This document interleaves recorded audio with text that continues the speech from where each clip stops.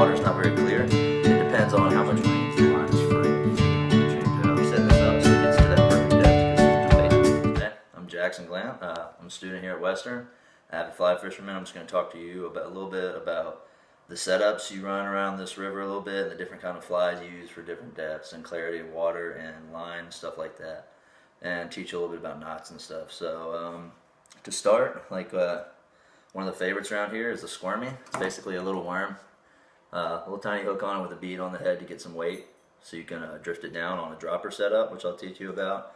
Then we got dry flies, which usually the trout come to after these when it starts to get a little more specific and the bugs start falling off the trees and stuff like that. It's a little bit tougher. You constantly have to dry it off and have a perfect cast where it rolls out and lays on top of the water. It's really hard fishing, but it's really fun to get that top water strike. That's what fishermen really go for.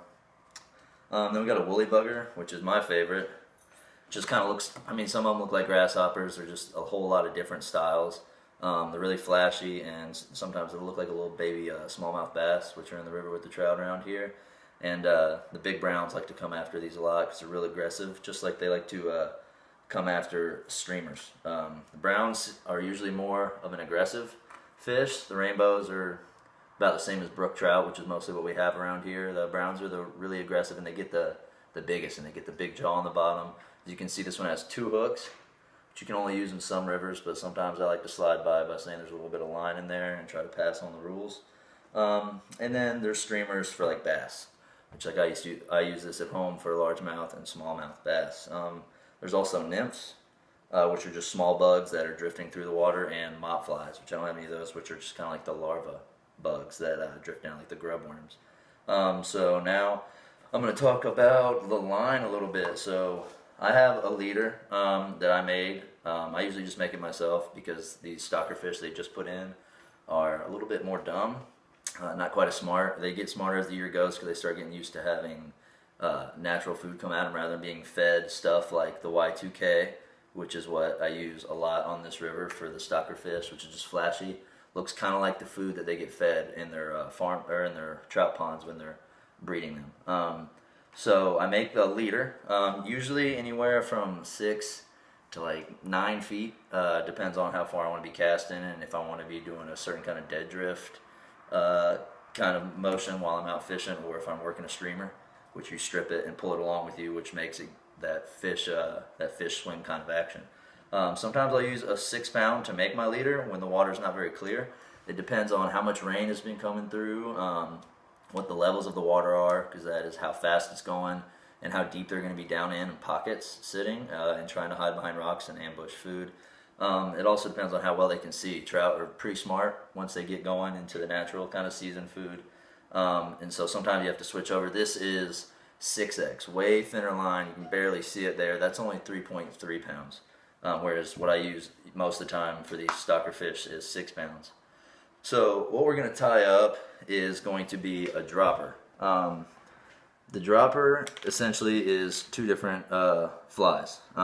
It's pretty simple. You can have a dry dropper. You can do a nymph drop and a whole bunch of different kinds, and you can do nymph checking and stuff like that. But the way I like to do it is I like to do the squirmy on top because I'm going to use a Y2K on the bottom because it's a little fluffier and it's going to drift more and look more like their food that they get fed, because this is going to go in first and this is going to come in afterwards and float down through and look like it's just drifting along like they're used to seeing.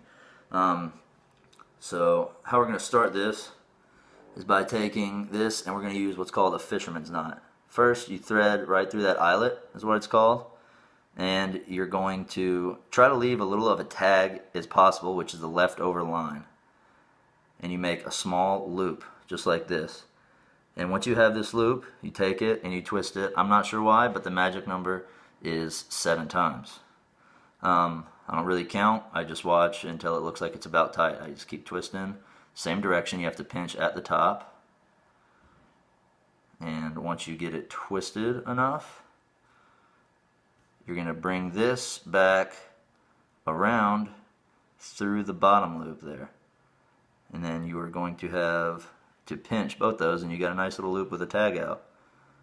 And once you have that, you bring that little bit of a tag right back through your loop. You bend it over top. And you pull on your tag just a tiny bit, and then you pull on your main line. And once you cinch that down, you can see that you have a nice fisherman's knot, and you want it to be sitting right on top of the eyelet, not wrapped around the base of it.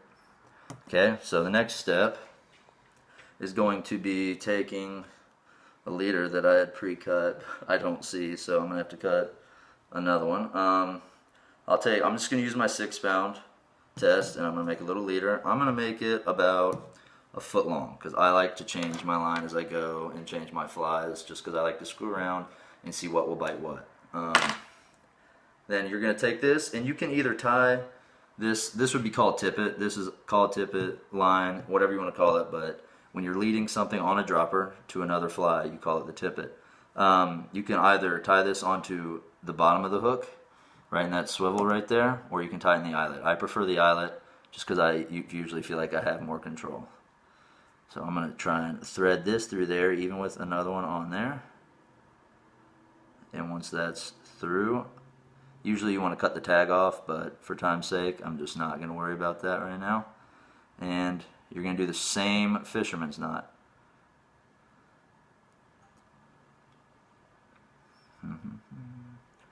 And it's a little tough, but once you practice enough, it's okay. Because you have to keep that other line out of the way while you're spinning. Sometimes I find just to stick myself in the finger with the hook kind of helps. Keeps it pulled down, keeps some tension against the line. And then I do my twists. Once I have it twisted up real nice, I'm going to do the same loop through the bottom and the same bend back around with the tag. If I can fit that through there. Sometimes your line, when you cast a whole bunch, it starts to get twisted on itself, and that usually means the line is frayed, and you're going to want to change out and make a new leader or make new tippet and set your dropper back up. So I'm going to pull that back down tight just like I did the other one. There we go. So now I have my tippet leading down. There's my top dropper. And then I'm going to tie on my Y2K with that same fisherman's knot. Once I'm done with this, I'm pretty much ready to fish after I clip all the tags and just get all my stuff on. Around here you got to have waders because that water is freezing cold and it is not fun when you fall in. I'm going to do the same kind of fisherman's knot, twist 7 times. And back through the bottom. And then through the loop with the tag. And there you go. Now you have your dropper set up. When you want to cast this, you take your strike indicator and you want to figure out how deep the water is. You're setting this up so it gets to that perfect depth because this is basically just a bobber. And this is going to have you set up to where that, however much is in between there, is how deep these are going to be. Sometimes it's a pain. You got to figure it out because you're going to get hung on rocks and sticks and stuff, or it won't get in their face enough because if they can't see it, they're not going to eat it. Especially when the clarity's bad, you got to put it right in their face. So when you cast this is going to go down heavy and drag this down, and this will have a nice float to the bottom, and this will have a nice dead drift. And that's pretty much it. Thanks for watching.